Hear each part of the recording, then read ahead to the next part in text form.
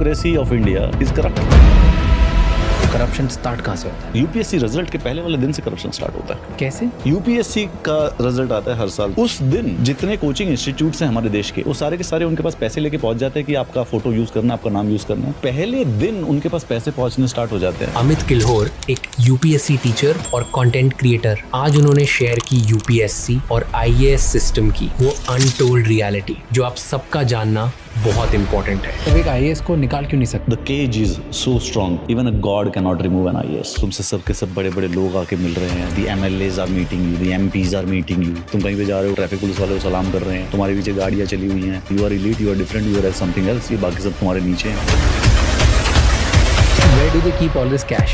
इनको पता है यहाँ हाईवे निकलने वाला है। अभी भोपाल में यार 50 आईएएस थे। 50 आईएएस ने कॉमन लैंड खरीद ली 5.5 करोड़, ठीक है। उसके बाद वहां से निकाल दिया उन्होंने, हाईवे का प्रोजेक्ट पास कर दिया। 2.5 साल के अंदर अंदर वो 65 करोड़ की होगी। राजस्थान में पानी के लिए प्रोजेक्ट था, कुएं बनाने थे उनको बहुत सारे, 100 करोड़ रुपए सैंक्शन हुए। 100 करोड़ रुपए डकार गए, एक भी कुआं नहीं बना। जेमिनी से निकाल के फोटो लगा दिए। इतनी टफ एग्जाम, इतना रिजिड, उसमें कोई डॉक्यूमेंट फर्जी डाल दिए। यूपीएससी में डॉक्यूमेंट बहुत सारे फर्जी आते हैं। फिजिकल हैंडीकैप के तो बहुत ही फेक है। इंडिया सबसे डिफिकल्ट कंट्री है वर्ल्ड में। क्यों difficult country? In the sense कि बाकी सारे के सारे कंट्री ना होमोनाइज्ड है। The idea of the nation is already built into it. एक देश है, एक ही आइडेंटिटी है, हाँ। एक ही तरीके से सोचते एक ही तरह कल्चर भी सेम है। इंडिया में 500 आइडेंटिटीज हैं, 500 लैंग्वेजेस हैं, 50 रिलीजन है। गवर्नमेंट से जो अनाउंसमेंट हुई 1 लाख रुपए की, पहुंचते पहुंचते गरीब इंसान है जिसको 1 लाख रुपए मिलने चाहिए अपना घर बनाने के लिए, उस तक कितने पहुंचेंगे?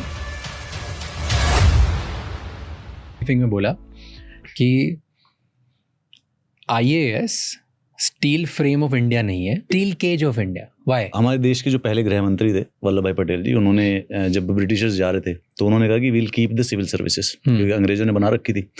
तो उन्होंने कहा कि this is the steel frame of India, ये मुझे इसलिए चाहिए।